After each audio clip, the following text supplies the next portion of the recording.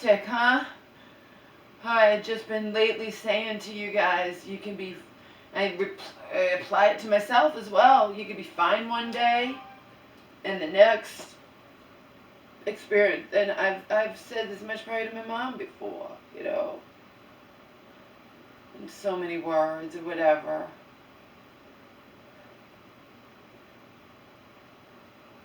And I've said to her before everybody dies, you know, no one knows when it's going to happen. My mom didn't have any signs that that there's something wrong with her heart. She hasn't complained of chest pains. She didn't come home complaining of chest pains when she was going for longer walks, when it was nicer out, you know. Nothing. Now suddenly there's something wrong with her heart. Despite no signs, no symptoms.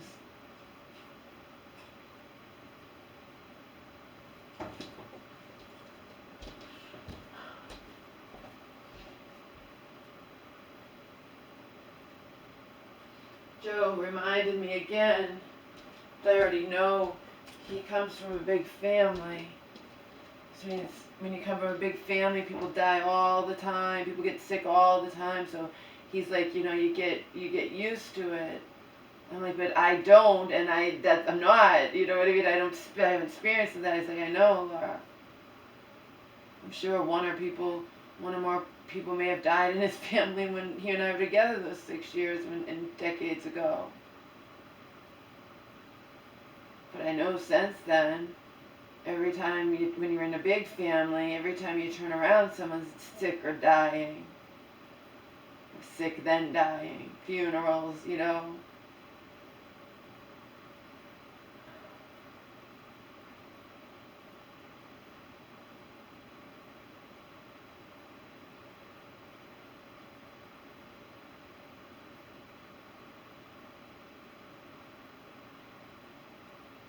No warning.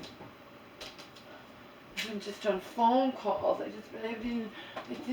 to hang up with my mom. She called again. I'm like, Mama, I can't talk anymore. I haven't had a sip of water today, and we're going into the afternoon, you know? I haven't had a sip of water. I have to take care of myself, too.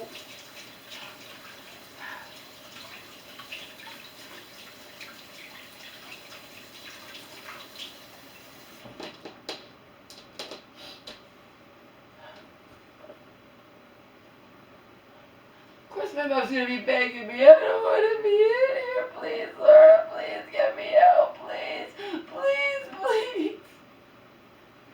Like Joe said, she's a little girl.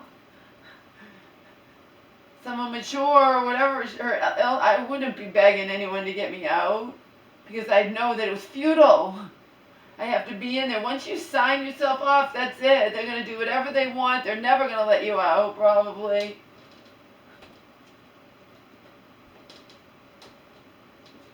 Or if there's something wrong with her heart, she could be under that ERCP and something could happen. It's not general anesthesia, but it's still sedation. It's still some kind of anesthesia. So, here we go.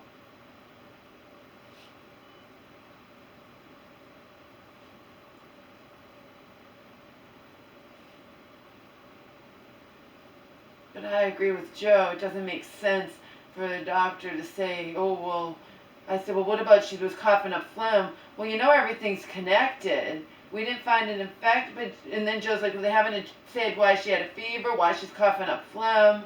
How is that related to the heart? You know, it's separate. Whatever.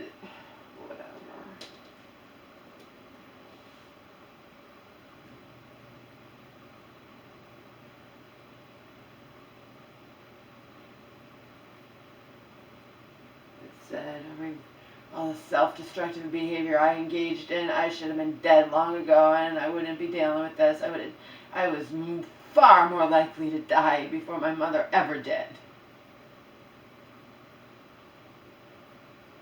Once again, I wish I was with Joe so I wasn't dealing with this all by myself.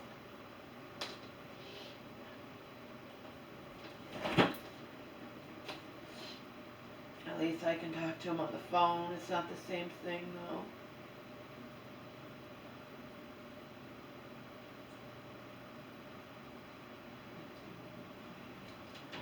Water. I'm like, where are the cups? You washed them, Laura. You're trying to get this place clean. You're thinking your mom's coming home. She might never come home. She might die in there because you're going to find one fucking thing after another.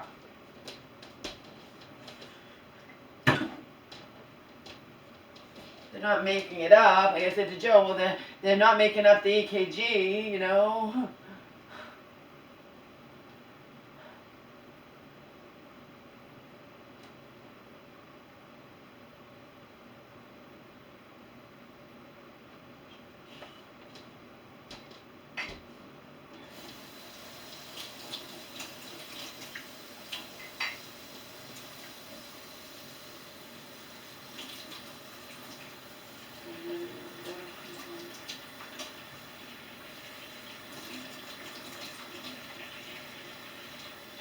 I'm already prepared for her to die. I've been doing nothing but crying. There's nothing that you can do about it. Joe knows. He doesn't have either of his parents, but he lost them a long time ago.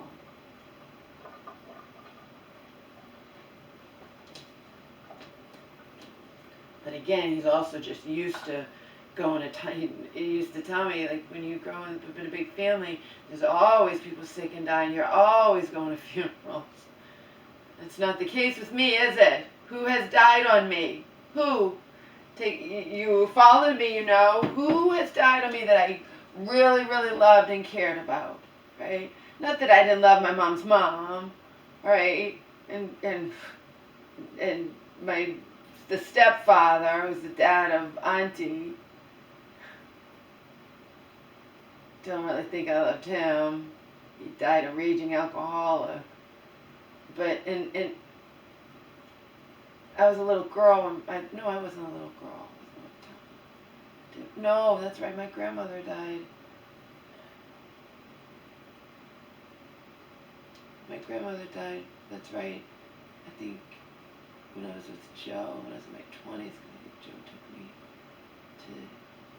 to. Yeah, Joe drove me to the hospital, and I was like, "Is Grammy gonna die?" And she already has died. It was heart stuff, but she was obese, like I said. Not morbidly obese, but clinically definitely obese, and the kind where it's the worst kind. The kind where you're surrounded by your belly. That's the way, way worse kind than if you have it in your hips and thighs.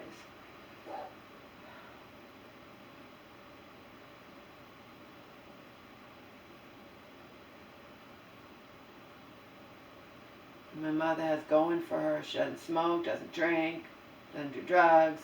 She's lean.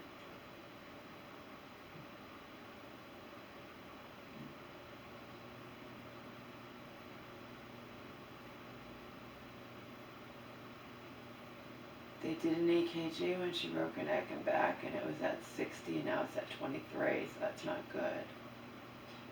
Not good.